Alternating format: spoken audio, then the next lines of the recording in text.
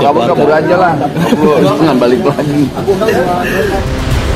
Sobat pendidikan, jumpa lagi kita dengan kanal Visi Educare, tempat kita mendiskusikan isu-isu pendidikan secara kritis dan mendalam.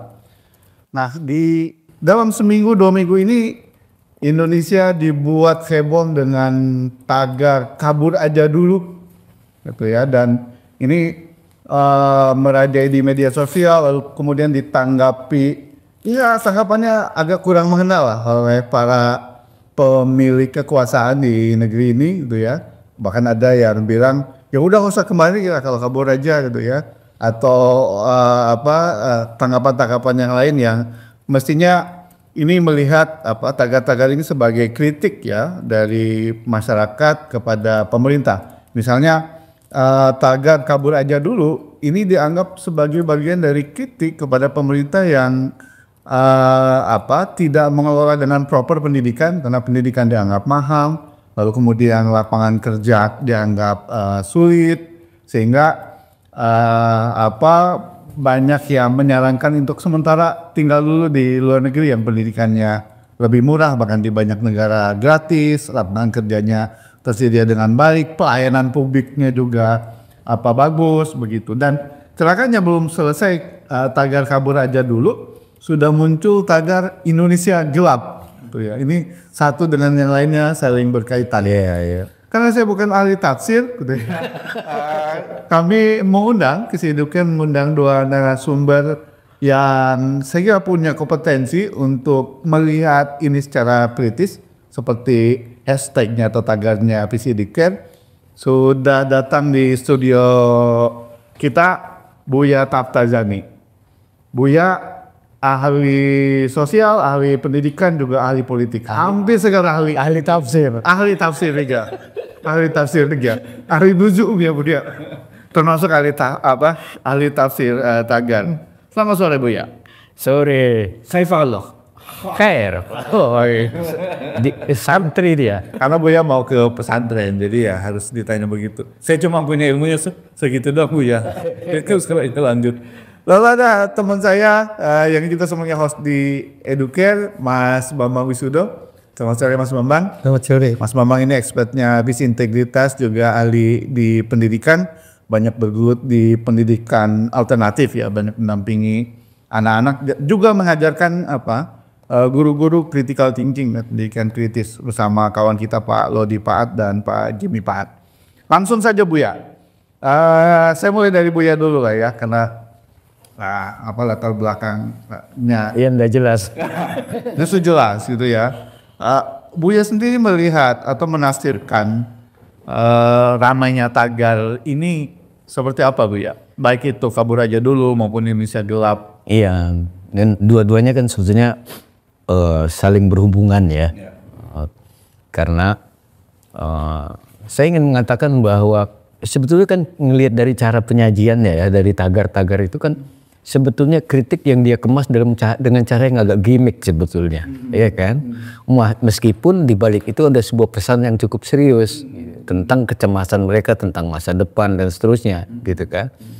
Nah, artinya ada situasi kebatinan yang agak gamang, teman-teman muda mereka berhadapan dengan situasi Indonesia yang dalam persepsi mereka mungkin centang perenang, sulit diprediksi, lalu mereka sulit bikin juga proyeksi ke depan mereka akan bekerja menjadi apa dan seterusnya. Jadi mereka adalah diliputi perasaan gamang. Celakanya ditanggapi dengan pemerintah yang juga gamang, berhadapan dengan kompleksitas masalah yang harus dihadapi, gitu kan. Makanya jawabannya sekenanya. Jadi itu kan sekenanya dalam pengertian di luar imajinasi kita bahwa itu keluar dari seorang wakil menteri, bahwa itu akan keluar dari seorang pejabat tinggi. Misalnya Pak Luhut waktu ditanya soal isu Indonesia gelap, tahu jawabannya? Indonesia tidak gelap, kau aja yang gelap. Kan? Enteng betul kan? Gitu, kau aja yang gelap gitu. Atau tidak dituduh nasionalis, iya kayak gitu-gitu ya kan. Jadi lalu wakil menteri itu kan, ya kalau bisa sih jangan balik lagi. Nah, Pak Mahfud memang yang punya negara dia. Itu Pak Mahfud kelihatan murka besar gitu, ya kan? Itu jawaban yang jahat dari seorang wakil menteri, kata Pak Mahfud, ya kan? Kalau saya nggak menyebut gitu, paling bilang itu jawaban yang bengis sih. Menurut ukuran pejabat negara ya, kayak gitu-gitu. Jadi saya melihat berhadapan dengan kompleksitas masalah yang dihadapi oleh teman-teman dalam kasus 2 tagar tadi itu adalah sebetulnya kan ekspresi dari kegamangan mereka melihat situasi Indonesia yang seperti ini. Ya. Dan mereka butuh katarsis, ya kan? Untuk melepaskan itu semua muncul dalam format tagar yang sebetulnya agak gimmick kan, gitu ya kan? Jadi ini adalah sebuah kritik sosial yang biasa dalam alam demokrasi yang mestinya jangan ditanggapi dengan bengis kayak gitu, ya kan? Atau meminjam istilah Pak Mahfud, jangan jahat gitu dong jawabnya, gitu kan? Masa kau aja yang gelap, atau kalau bisa jangan balik lagi, misalnya jadi otak kritik lah ya. Iya, jadi di situ ada pesan ya yang cukup serius sebetulnya dari kegamangan teman-teman muda yang sebetulnya mereka orang terdidik dan urban based, ya. Jadi bukan anak muda yang dari pedesaan, artinya mereka cukup kritis, terdidik, itu sebabnya melahirkan tagar yang bersifat gimmick kayak gitu, gitu kan? Dia tidak mungkin lahir dari orang-orang yang tidak kritis dan seterusnya. Jadi ini adalah sebuah ayat sosial yang harus dibaca dengan hati-hati. Ayat sosial harus dingin karena dia melukiskan banyak hal yang cukup kompleks sebetulnya di balik itu semua, gitu kan? Jangan dianggap yang menulis tagar itu cuma dia juga mewakili, merepresentasikan yang orang banyak, gitu kayak gitu-gitu. Nah, cuma mereka bisa mengartikulasikannya dalam bahasa sosial media seperti itu yang saya bilang agak gimmick tadi. Saya kira gitu ya. Jadi agak dingin lah berpikir berhadapan dengan situasi yang kayak gini gitu. Dingin dalam pengertian harus agak imajinatif memahami ayat-ayat seperti ini. Karena dia punya alat untuk menjawabnya, yaitu kekuasaan. Gitu. Kalau Mas Bambang lihat tagar-tagar ini ya, termasuk kabur aja dulu. Dalam aspek pendidikan ini bagian dari keberhasilan pendidikan kita mendidik anak muda lebih kritis walaupun dengan menggunakan media. Sekarang kan media baru ya, media sosial begitu. Pak Mas mau lihat bagaimana? Ya, ini sebenarnya saya sendiri orang yang berkecimpung di bidang pendidikan ya, agak surprise juga ya. Saya kira generasi makin kesini makin tidak kritis, apolitis gitu ya. Ternyata dengan munculnya tagar dan gerakan kabur aja dulu Indonesia Gelap ini saya kira merupakan ekspresi sikap dan aksi politik yang cerdas ya. Meskipun didasari pada pragmatisme, tetapi sebenarnya juga ada satu message, satu pesan untuk melawan status quo ya, untuk mendobrak dari situasi yang agak nggak benar ya. Saya kira kita merasakanlah sejak beberapa tahun terakhir dan apalagi termasuk juga 3 bulan terakhir ini ada sesuatu yang nggak beres ya. Kalau saya sebagai orang tua kalau bisa kabur ya kabur aja. Masalahnya saya nggak bisa kabur kan, gitu ya kan.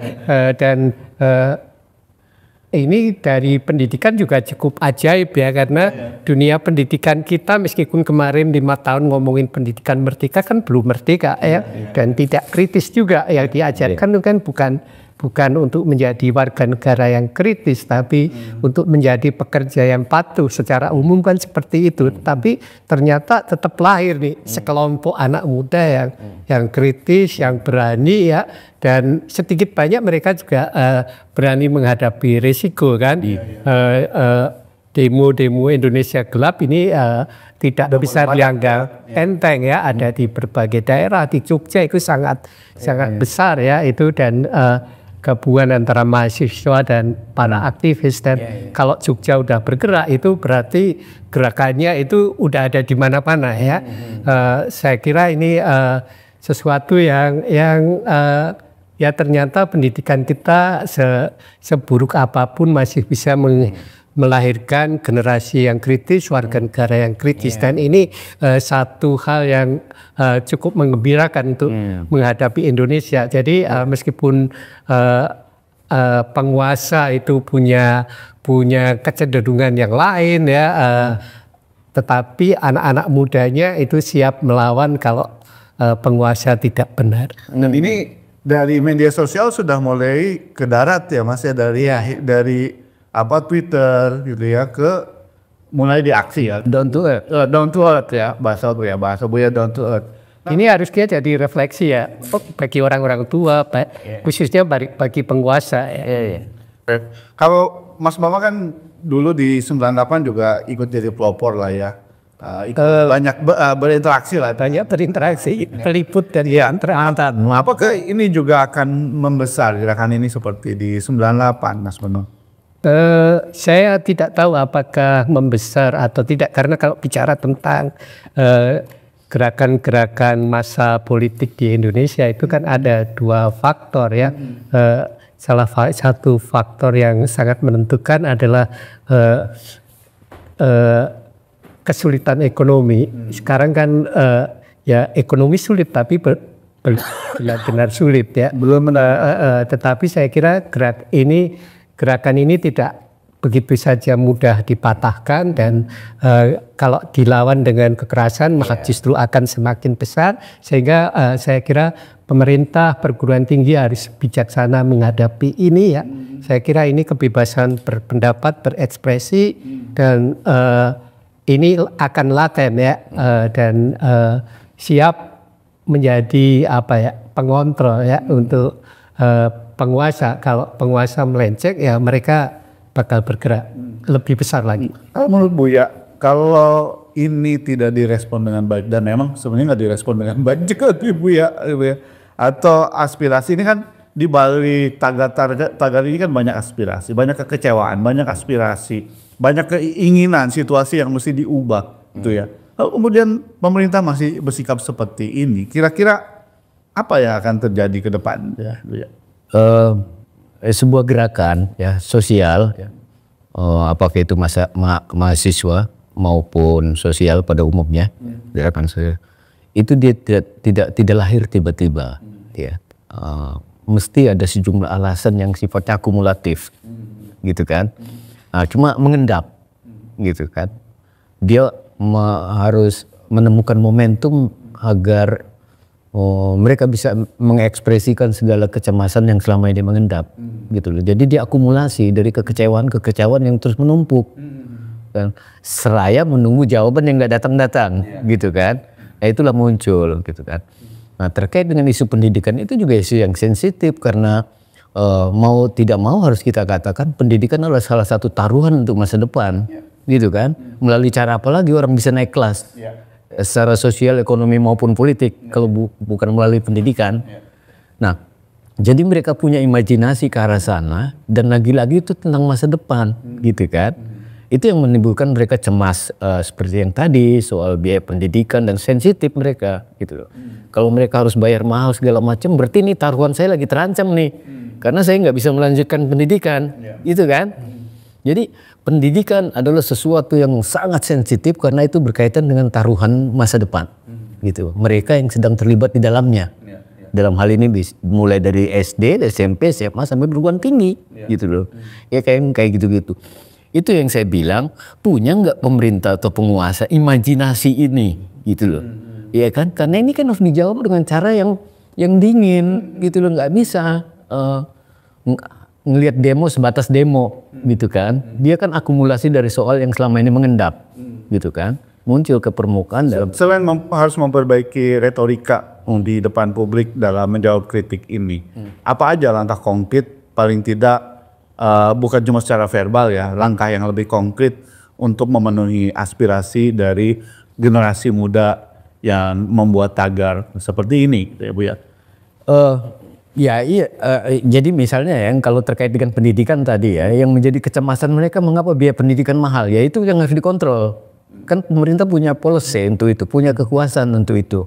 Ya tentu dengan cara yang terukur ya, karena sekali lagi berbuat baik juga tidak gampang, ya kan, di dalam situasi yang kompleks, ya kan. Jadi soal-soal yang seperti ini kan bukan soal hitam dan putih, itu anak kecil juga tahu. Tapi ini soal kalkulasi terhadap manfaat mudarat, ya kan, yang dikomprehensif, gitu loh. Kalau umpamanya udah jeritannya seperti itu, mereka melihat bahwa perguruan tinggi terlalu mahal, sekolah terlalu mahal, bla bla bla segala macam. Ini Anda masa depan yang sedang dipertaruhkan oleh mereka dan merasa terancam. Nah, itu jawabannya yang harus diberikan oleh pemerintah dalam bentuk policy yang lebih terukur. Jadi misalnya apa sih yang mereka keluhkan? Nggak sanggup bayar kuliah karena mahal, ya kan? Berarti sektor itu yang harus mulai difikirkan.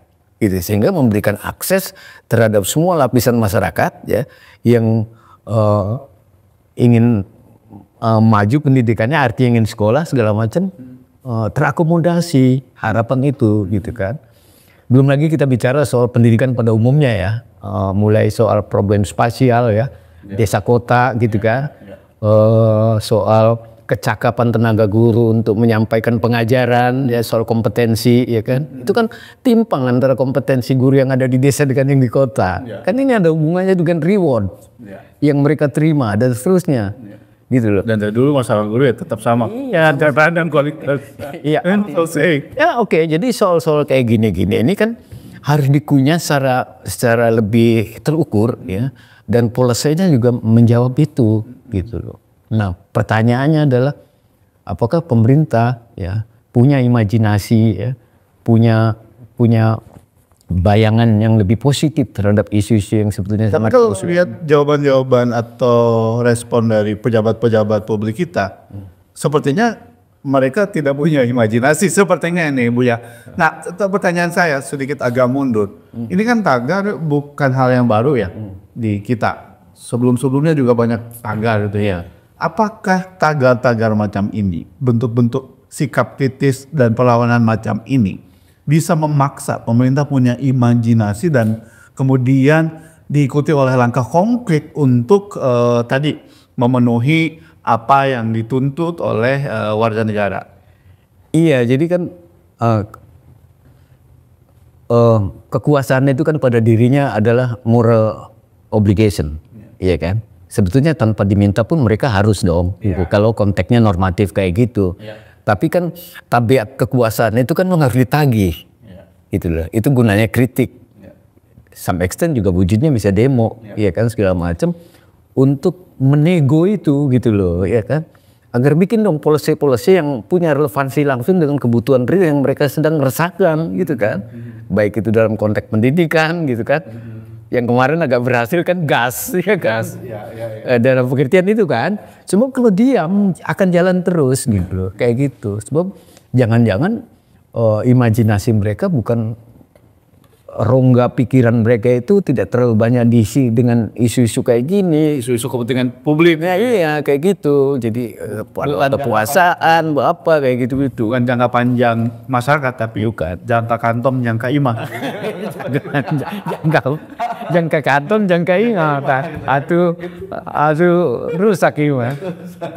Kalau Mas Bambang sendiri bagaimana? Tadi kan Buya ya memang sih tagih ya, si paksa gitu ya. Ini kan kalau kita lihat kalau bicara soal gerakan kan kita banyak baca bukunya Mansur Fakih lah ya. Ini kan bentuk new social movement lah ya, bentuk gerakan baru gitu ya, Mas Bambang.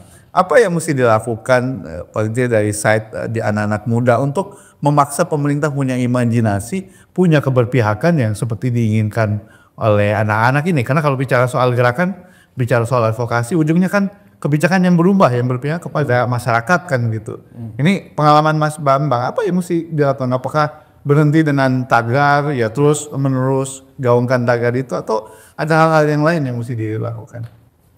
Ya, saya nggak terlalu dalam mengikuti gerakan akhir-akhir ini ya. Tapi kalau dari masa yang guru saya ikut itu sangat signifikan. Tetapi intinya kan sebenarnya dalam sebuah gerakan yang paling penting kan adalah ini ya, pengorganisasian ya. Apakah terorganisir secara sistematis atau tidak? Karena kalau sekedar turun ke jalan nanti direpresi sedikit bisa bubar ya. Tetapi juga saya membaca seperti di Jogja itu konsolidasinya dilakukan terus-menerus, dan kalau di Jogja itu antara aktivis termasuk aktivis NGO ya, perguruan tinggi dan kolaborasi ya. mahasiswa, itu mereka sudah ada komunikasi, tidak ada kecurigaan udah tidak begitu kuat ya antar berbagai kelompok itu. Jadi saya kira sangat tergantung dengan itu ya, organisasinya seperti apa, yang bagaimanapun yang ada di media sosial itu tetap virtual ya, tidak real. Itu hanya menjadi kekuatan kalau ada gerakan real di lapangan ya. Dan ini ternyata ini ada kesinambungan ya. Itu ini saya kira modal yang bagus untuk memaksa pemerintah tetap di jalurnya ya, dan ini kan gerakan-gerakan ini kan sebenarnya respon dari berbagai paradoks, kontradiksi yang tadi ya, yang dia saksikan. Retorikanya begitu tapi kenyataannya seperti itu. Kebijakan populis tapi akhirnya kebijakan populis jadi senjata makan tuan ya, pemotongan tapi untuk modal lembaga pendanaan yang begitu besar gitu ya. Ini kan jadi semuanya kontradiksi yang menjadi pertanyaan. Ini 3 bulan ini kira-kira apa sih yang sudah dilakukan ya? Iya. Jadi jangan menganggap remeh ya terhadap gerakan-gerakan sosial, entah itu mahasiswa maupun masyarakat ya, yang muncul manifest di permukaan ya, dan jangan-jangan itu juga ada resultan dari media yang bersifat udara tadi ya, sosial muncul ke permukaan. Jadi gerakan sosial seperti ini ya kan, yang seperti saya katakan tadi, dia adalah akumulasi dari kekecewaan lama yang mengendap. Ya. Dan kalau kekecewaan itu semakin meluas segala macam, dia nggak bisa dihentikan. Gitu. Ini udah hukum besi sosial lah, ya kan? Karena sebetulnya kan yang ingin mereka pertaruhkan adalah hidup mereka, masa depan mereka dan seterusnya, gitu. Jadi dalam sekali motivasinya, mereka nggak punya impian kekuasaan, ya kan? Mereka sedang bertaruh ya dengan masa depan mereka yang quote and quote terganggu dengan situasi yang ada sekarang ini, sehingga mereka cemas tentang masa depannya gitu segala macam. Maka muncul tagar-tagar itu tadi itu, ya betulnya kan merefleksikan itu semua gitu kan. Mereka sedang diliputi perasaan cemas dengan masa depan mereka dalam lingkungan sosial atau di negeri yang mereka anggap centang perenang gitu kan, sehingga kami begini nih ingin nyamat gitu kayak gitu-gitu. Nah akhirnya muncul ya kabur aja dulu, kan pemerintah terlalu reaktif memahaminya secara harfiah bahwa mereka akan keluar negeri. Mereka nasionalis, iya kayak jauh dibanding koruptor-koruptor itu. Artinya itu pembangkangan dengan cara meninggalkan Indonesia ke sana kan, padahal kan sebenarnya kalau dalam zaman sekarang ini ya, di mana batas-batas negara itu sudah mencair ya, relatif mencair ya. Ya kita bisa bekerja di mana saja ya, tetap ada peluang ya. Dalam konteks anak-anak tadi itu yang bikin tagar itu harus dimengerti juga oleh pemerintah ya. Jangan dipahami secara harfiah karena prakteknya untuk pergi ke luar negeri itu juga tidak gampang. Ada biaya dan seterusnya gitu loh. Ya tidak semua orang bisa lakukan itu gitu kan. Nah dengan kata lain ini sebenarnya harus dipahami sebagai bahasa kritik. Gitu loh, ya kan? Karena kalau nggak dikritik, pemerintah bisa lama-lama masuk jurang kan. Iya. Yang rugi semuanya kan. Karena nggak ada satupun kita berharap gerakan sosial ini menjadi sebuah gerakan gelombang besar yang menggulung ya, sehingga yang muncul adalah chaos, ketidakpastian segala macam kayak gitu. Ini kan sejarah yang terus berulang. Dan apa yang disuarakan mahasiswa ini sepertinya juga menjadi keprihatinan masyarakat kebanyakan ya, kecuali para booster aja yang enggak. Ya, jadi para penguasa, pejabat negara jangan terlalu baper berhadapan dengan situasi kayak gini, ya kan?